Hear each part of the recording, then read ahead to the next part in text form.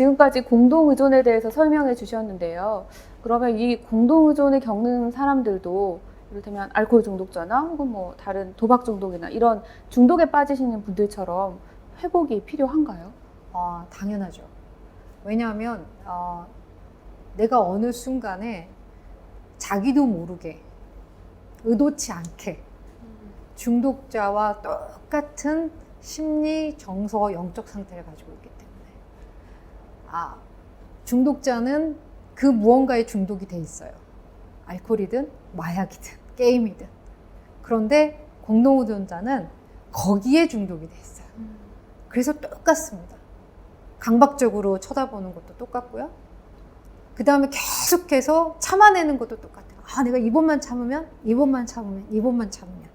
계속 참습니다. 언제까지요? 본인이 사라질 때까지. 그 다음에 또 이분들은 그걸 못하게 하면 힘들어해요.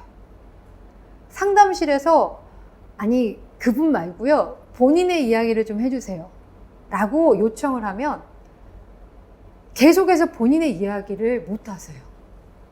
그 사람이 없는 자기의 삶은 없는 겁니다. 그렇기 때문에 자기의 삶을 살기 위해서는 그 사람을 또 잡아야 되는 거예요. 자기가 의도하지 않았고 자기가 원하지도 않았어요. 어느 순간 그렇게 돼 있는 거죠. 그래서 이분들의 회복은 반드시 필요해요. 왜냐하면 당신은 소중한 사람이니까요. 그러면 가장 중요한 문제가 남았습니다, 교수님. 공동의존인 것도 알겠고 이게 회복이 필요한 문제라는 것도 알겠는데 도대체 어떻게 해야 여기서 벗어날 수 있겠는가? 여기에 대해서 해결책 좀 알려주시기 바랍니다. 저는 일단 그 공동의존자들이 자기가 집착하고 있는 문제, 즉 강박적으로 하는 행동으로부터 일단 떨어져 나와야 되는 부분이 있어요. 그걸 우리가 분리라고 이야기를 하죠. 왜냐하면 내가 서 있지 않는 이상은 어느 누구에게도 도움을 줄 수가 없다라는 겁니다. 만약에 중독자 때문에 공동의존이 발생한 가족들이라면 중독자에 대해서 내가 계속 생각하고 있고 강박적으로 집착하고 있다. 그러면 이 중독자한테도 손을 떼야 하는 건가요? 네, 내려놓으셔야 돼요. 나는 그 문제에 대해서 무력했다는 걸 인정하는 게 굉장히 중요한 겁니다. 그렇게 하기 위해서 필요한 게 여러분을 느껴보라고 이야기하고 싶어요. 여러분 안에는 어떤 느낌이 드십니까? 여러분의 몸은 어디가 불편하십니까? 아마 한 번도 생각하고 살지 않으셨을 거예요. 여러분의 머리는 얼마나 무거우십니까? 거울 앞에 서보세요. 여러분의 몸은 어떠십니까? 여러분은 얼마나 웃을 수 있나요? 여러분은 얼마나 분노할 수 있나요? 여러분은 한번 분노를 해보셨나요? 마음껏? 저는 그걸 권해드리고 싶어요. 그리고 그게 부끄러운 게 아닙니다. 저도 여러분들하고 똑같은 그런 성향을 가진 사람이고, 그리고 그 문제를 해결하기 위해서 굉장히 많이 노력을 하고 있습니다. 같이 한번 해봤으면 좋겠다는 생각이 들어요. 그런 환경에 익숙해지면 익숙해질수록 공동의존도 일종의 습관처럼 내가 습관화된 시간만큼 공동의존의 깊이도 더 그만큼 깊어지는 것 같아요. 그러면 지금 말씀해 주신 내용을 정리하면 첫 번째로 중독자 문제는 내가 이렇게 애가 타고 희생을 하고 괴로워한다고 해결되는 문제가 아니니까 일단 안 되는 문제임을 인정하고, 네. 두 번째로는 내가 진짜 느끼는 감정, 나의 상태에 대해서 좀 더 관심을 기울이라고 말씀하시는 것 같네요. 네네. 그게 첫 번째 단계입니다. 그 단계 다음에 이제 조금 더 세부적인 단계들이 필요하겠죠. 자신의 과거의 문제를 해결해 본다거나 아니면 자기의 어떤 인지적인 부분에 잘못된 부분들을 해결해 본다거나, 그거는 그 다음 문제인 것 같아요. 사실 그 단계까지 오는데 정말 많은 시간이 걸릴 것 같아요. 그래서 도움을 요청하는 걸 부끄러워하지 않으셨으면 좋겠어요. 중요한 거는 내 삶을 사는 게 되게 중요한 거예요. 하루를 살더라도 내 삶을 사는 거 굉장히 중요한 것 같습니다. 이건 제가 되게 궁금해서요. 혹시 구체적인 어떤 방법들이 있을까요? 이를테면 뭐 명상을 한다든지 일기를 쓴다든지 뭐 이런. 제가 하는 방법 중에 하나가요. 자꾸 과거에 들어가 살잖아요. 옛날 일 떠오르고. 네, 내가 그리고 그때 했던 거. 그 다음에 일단은 행동하지 않아요. 일단은 내 감정을 표출하려고 하지 않아요. 그냥 제 감정이 무엇인지를 알기 위해서 잠시 머물러요. 예전에 제가 공동 의존 성향을 보였을 때는 바로바로 반응한다고 보시면 돼요. 지금은 그런 일이 닥치면 일단은 심호흡을 크게 하고 내쉬어요. 그리고 내 몸에서 무슨 일이 일어나는지 점검해요. 그리고 내가 어디가 불편한지. 그리고 나서 또 하나 하는 거는 행복했던 시절을 잠시 생각해요. 너무 빨리 하려고 하지 마세요. 여러분들이 지금 빨리 하려다가 그 공동의존에 걸리신 거 아닌가요? 빨리 남편을 변화시키고 빨리 자녀를 변화시키고 빨리 뭔가 본인이 원하는 대로 되고자 하는 그런 마음 때문에 지금 이렇게 된 게 아닌가라는 생각이 들어요. 마음을 좀 천천히 하면 어떨까요? 공동의존자들의 딱 대표적인 인생 각본은 나는 희생자예요. 그렇기 때문에 희생자가 가질 수 있는 모든 감정을 본인들은 다 가지고 있어요. 그게 오랫동안 너무나 응축돼 있고 너무나 오랫동안 본인의 삶의 모든 것들에 영향을 미친 거죠. 그렇다면 우선적으로 해야 될 건 뭐냐면 본인이 희생자라는 그 아픈 그 에너지보다는 좋은 에너지들이 좀 들어와 줘야 돼요.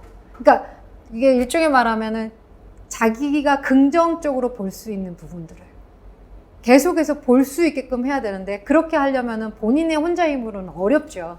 그러니까 알코올 중독에 회복할 때도 우리가 자조 모임, 같은 마음을 가지고 있는 사람한테 지지를 받고 또 그 문제를 잘 아는 사람의 전문가로부터 도움을 받는 것처럼 제일 중요한 건 뭐냐면 내 삶이 지금 제대로 굴러가고 있는가. 내가 정말로 자식들을 사랑한다고 표현할 때 진정으로 내가 사랑을 하고 있는가. 그리고 그것들이 아이들의 모습 속에서 보여지는가. 그 아이들이 정말로 사랑을 받고 있다고 느껴지는가. 만약에 그렇지 않다면 본인의 삶도 다시 한번 돌아봐야 되는 부분이 있어요. 그래서 되게 힘든 부분이에요. 중독과 공동의존이 결국 비슷하게 굴러가면서 결과적으로 비슷한 상태가 된다고 한다면요. 결국 중독자가 스스로 중독을 혼자 해결할 수 없는 것처럼 공동의존자도 결국은 혼자 해결하지 못하는 상태가 될 텐데 혹시 이 영상을 보고 계신 가족분들이 당장 어떻게 구체적으로 어디에 도움을 요청을 해야 하는지 혹은 어떤 구체적인 방법이 있는지 좀 조언을 주실 수 있을까요?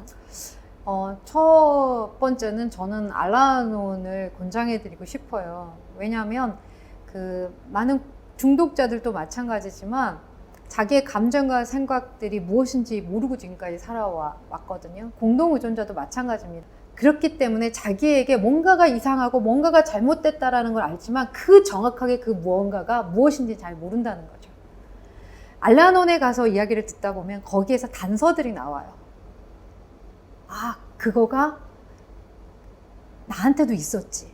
그러니까 그 느낌과 그 생각과 그런 것들은 사실은 내 몸에 다 간직하고 있어요. 기억들이. 하지만 그게 뭔 줄 모르고 살아왔고 한 번도 그거를 점검해 본 적이 없었어요. 그분들은. 내가 그곳에 가서 내가 모르는 내 안에 내 몸이 기억하는 내 안의 기억들을 떠올리게 하고 그래서 어때요? 내가 내 생각하게 하고 느끼게 하는 그런 단서로 알라논 모임을 활용하셨으면 좋겠어요. 두 번째는 상담을 받으셨으면 좋겠어요. 가까운 사회복지관이나 아니면 중독 관련된 상담기관 그리고 중독 관련 병원에서 아마 환영하실 겁니다. 가셔서 여러분들이 무엇을 도움을 요청해야 될까 고민하지 마세요. 여러분들은 그냥 여러분의 문제로 왔다고 이야기를 하시면 아마 그분들이 여러분들을 이끌어 가실 겁니다.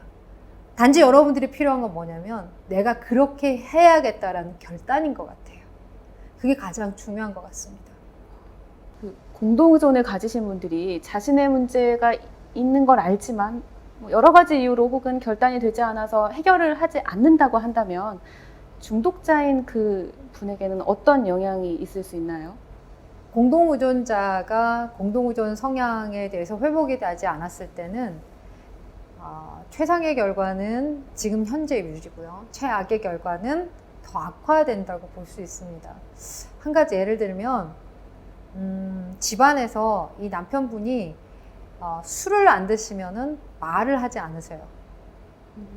그러면 이 와이프 입장에서는 이 남편하고 대화를 하거나 뭔가 이 남편의 감정이나 이런 거를 느끼고자 한다면 술을 드시는 게 훨씬 나은 거죠. 이것처럼 이 누구의 필요에 의해서 움직이냐면 공동 의존자의 필요에 의해서 그분에게 어떤 술을 더 권하거나 또 한 애는 토하셨어요? 그러면 사실은 본인이 토했으니까 내버려 둬야 되겠죠. 그런데 다 치웠어요. 아침에 일어났는데 이분은 기억도 안 나요. 근데 집은 아무렇지도 않아요. 선생님 같으시면 그 다음날 내가 술을 먹지 말아야겠다는 생각이 드실까요? 별로 그럴 이유가 없을 것 같아요. 네, 맞아요.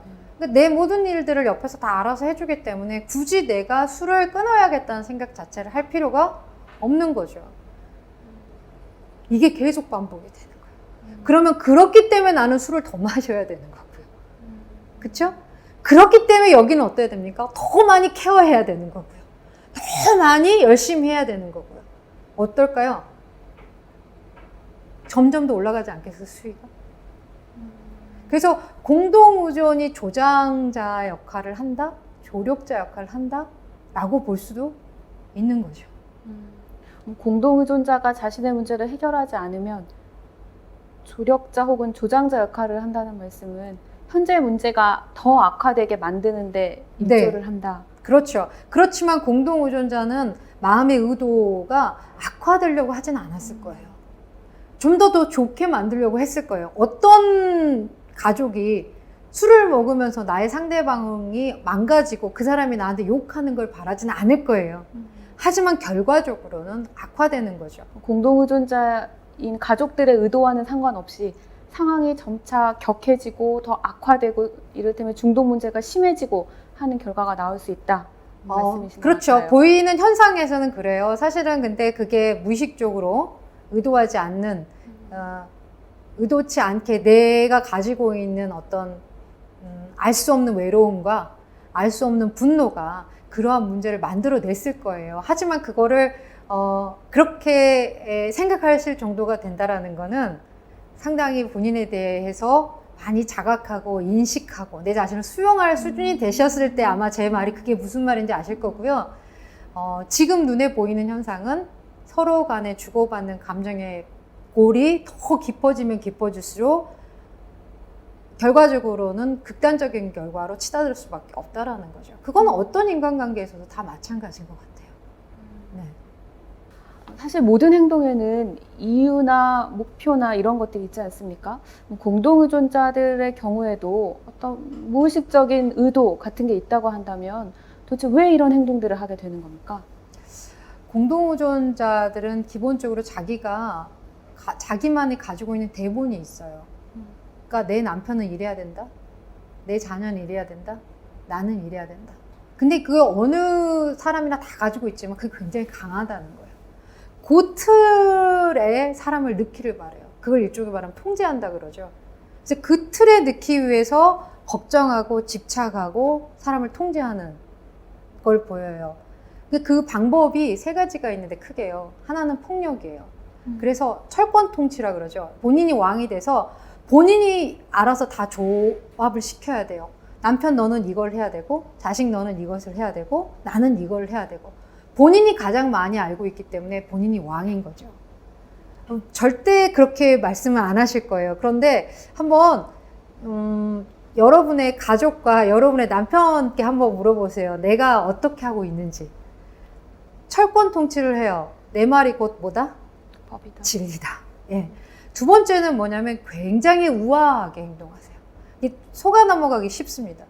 우아하면서 굉장히 분위기를 되게 잡으세요. 이게 일종의 말하면 조장자 역할인데요. 우리가 엉덩이 따둑따둑 거리면서 부드럽게 말하면서 해줄 수밖에 없게 만드는 거예요. 그래서 결과적으로는 그거를 하는 사람 입장에서는 얼떨결에 자기 의도와는 상관없이 하고 나서야 비로소 내가 무슨 일을 했지? 라는 생각이 들게끔 하는 거죠. 대부분 엉덩이 두드리고 좋은 말하고 뭐 일종의 회유하고 다독거려서 이런 일들을 하고요. 세 번째 방법은 자기가 굉장히 힘이 없고 무력한 사람이라고 표현을 해요. 그래서 주로 이제 저희들이 하는 쉽게 생각하면 이거예요. 이런 거 많이 하시는 분이에요. 그래, 내가 다 잘못했어. 그래, 내가 멍청했어. 그래, 내가 무식해서 그랬어.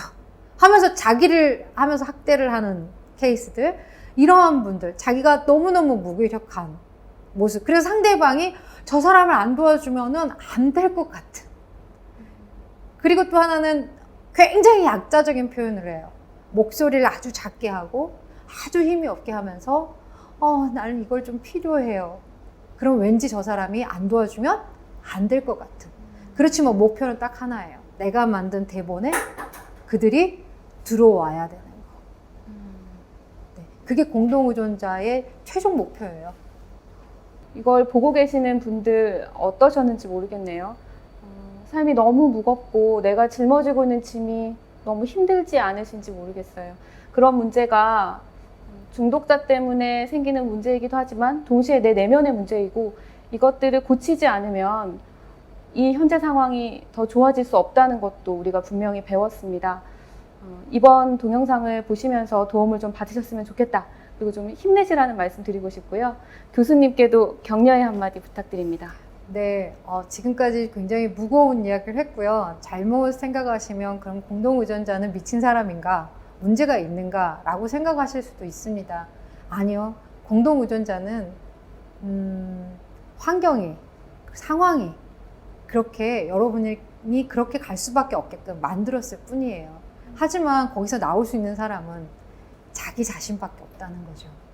여러분들이 행복한 삶을 살기를 원하고요. 저는 더 이상 여러분들이 불행하거나 힘들거나 그리고 나의 모든 것을 포기하면서 살아가는 거 이제 그만하셔도 된다는 말씀 해드리고 싶습니다. 네, 공동의존에서 벗어나기로 결단하시는 시간 되셨으면 좋겠고요. 여기까지 오늘 좋은 말씀 해주신 교수님 감사합니다. 네.